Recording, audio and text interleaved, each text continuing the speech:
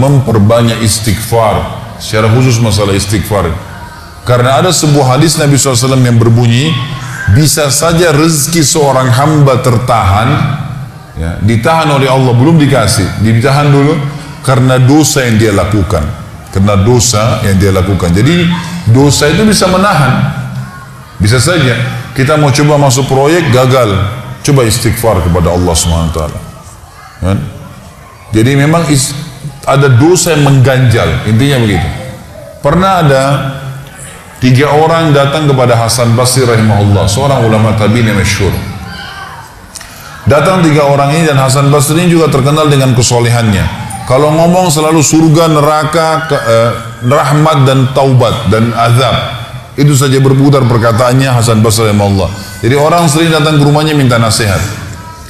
Ada 3 orang datang satu hari, antri di rumahnya. Yang satu masuk mengatakan, wahai imam, wahai kiai, wahai ustaz, saya sudah lama menikah dengan istri saya ini, tapi belum dapat anak. Sudah 10 tahun nikah nggak dapat anak. Kami sudah ikhtiar ke tabib ini, minum itu, tapi belum juga Allah takdirkan. Apa saran Anda? Maka kata Hasan Basri, perbanyak istighfar. Perbanyak, ya, bukan kerjakan istighfar, perbanyak. Terus lisanmu astagfirullah wa atubu ilaih, astagfirullah, terus ucapin, jangan berhenti. Gitu kan.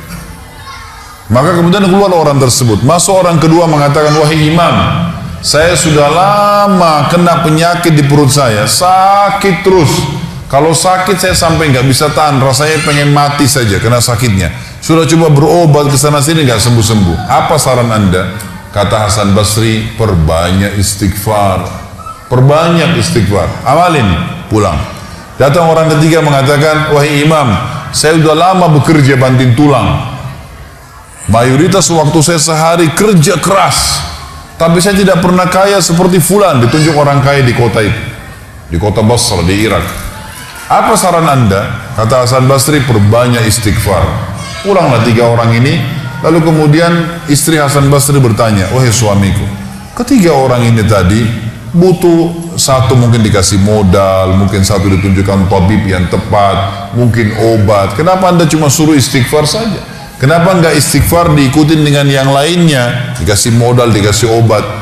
Kata Hasan Basri, wahai istriku, tidakkah kau dengar kalau mereka sudah ikhtiar dan sekarang tinggal mereka terbuntu, tertutup di sebuah pintu yang mereka tidak tahu bagaimana jalan keluarnya. Maka saya mengingat firman Allah dalam surah Nuh. Surah Nuh ini surah nomor 71, ya. Ayatnya ayat 10 sampai ayat 12. Nabi Nuh alaihissalam berkata kepada kaumnya tentang istighfar. Surah Nuh surah nomor 71 ayat 7 ayat 10 sampai ayat 12. A'udzubillahi minasyaitonirrajim, faqultu astaghfiru rabbakum innahu kana ghaffara yursilis samaa 'alaikum midrara wa yumdidkum bi amwalin wa banin wa yaj'al lakum jannatin wa yaj'al lakum anhara. Kata Nabi, kata Allah Subhanahu wa taala, Nuh berkata kepada kaumnya, istighfarlah, minta taubatlah kepada Tuhan kalian, sesungguhnya Dia Maha menerima taubat hamba-hambanya. Manfaatnya, Dia akan menurunkan untuk kalian dari langit midrara. Midrar, kata para ulama tafsir, bisa berarti hujan yang lebat, bisa berarti rezeki yang non-stop, terus dikasih sama Allah bertubi-tubi. Dan dengan istighfar, Allah akan memperbanyak harta dan keturunan kalian. Dan Allah akan jadikan kebun-kebun kalian lebat, dan Allah akan suburkan juga seluruh sungai-sungai kalian. Jadi di sini manfaat daripada istighfar. Ada kisah yang lain teman-teman sekalian, kisah Imam Ahmad rahimahullah. Imam Ahmad rahimahullah dari 4 madhab tadi, Abu Hanifah, Malik, Syafi'i dan Ahmad. Ahmad bin Hanbal muridnya Imam Syafi'i. Madhab yang keempat. Imam Ahmad rahimahullah di akhir hidup beliau ulama besar hadis. Di akhir hidup beliau pernah terlintas di benaknya untuk mendatangi sebuah kota di Irak. Kenapa ke sana nggak tahu. Pokoknya pengen ke sana gitu. Imam Ahmad pergi ke sana. Tiba di kota itu, tapi saya tidak temukan dalam riwayat ini kota apa yang dimaksud. Tiba di kota itu, Imam Ahmad tiba azan maghrib. lihat masjid, ada satu masjid, masuk masjid itu sholat berjamaah. Orang nggak tahu dia, karena zaman dulu orang tidak ada foto, tidak tahu lihat bagaimana wajah siapa orang ini, nggak kenal. Habis sholat maghrib, Imam Ahmad duduk sedikit baca Al-Quran, azan Isya dia ikut sholat. Selesai Isya, Imam Ahmad pergi ke pojok masjid, mau geletak tidur. Marbot masjidnya datang, dekatin. Wahai Syekh, Syekh ini dalam bahasa Arab 3 artinya. Bisa hal dari 3, bisa orang tua, Syekh, bisa orang alim, bisa orang kaya. Gitu kan? Jadi tidak selamanya kalau antum dipanggil di Saudi Syekh dianggap orang alim. Gitu. Bisa saja orang tua, gitu kan. Dipanggil, hai Syekh, orang tua maksudnya. Ngapain anda di sini? Kata Imam Ahmad, saya musafir, nggak kenal orang siapapun di kota ini.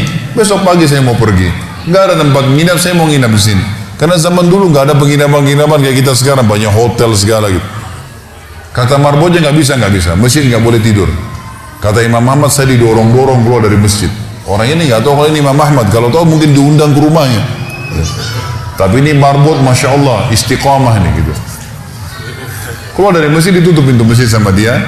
Imam Ahmad lihat orang yang sudah pergi, Imam Ahmad lihat ada teras masjid, tidur di teras masjid. Balik lagi marbotnya.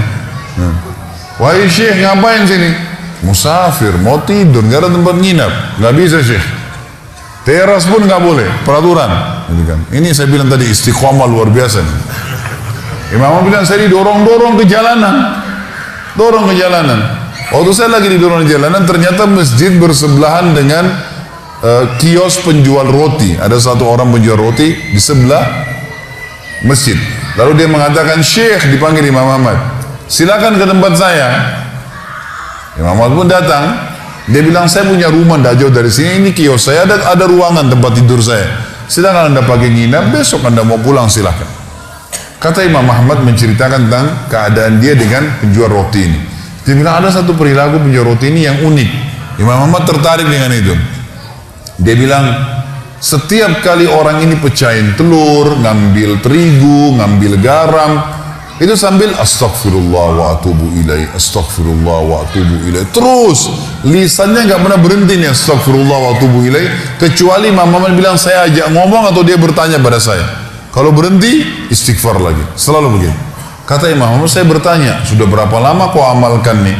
Orang itu bilang, sudah lama, dari saya masih bujang. Kebetulan orang ini sudah tua, seumur sama Imam Ahmad. Sudah mendekati 60 tahun lebih gitu. Baik. Dia bilang, sudah lama, dari saya masih bujang.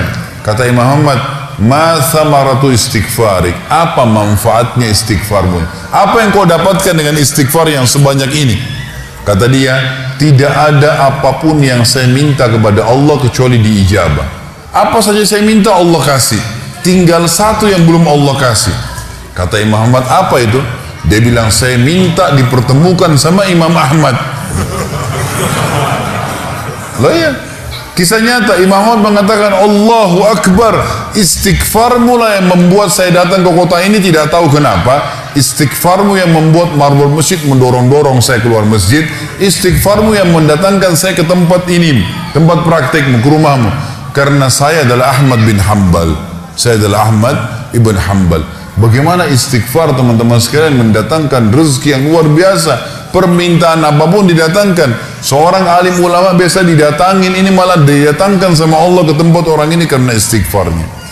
Jadi memperbanyak istighfar manfaatnya sangat besar. Hadis Bukhari kata Nabi SAW, siapa yang mulazamah selalu istighfar, Allah akan jadikan jalan keluar dari masalahnya dan Allah akan berikan rezeki dari tempat tidak disangka-sangka.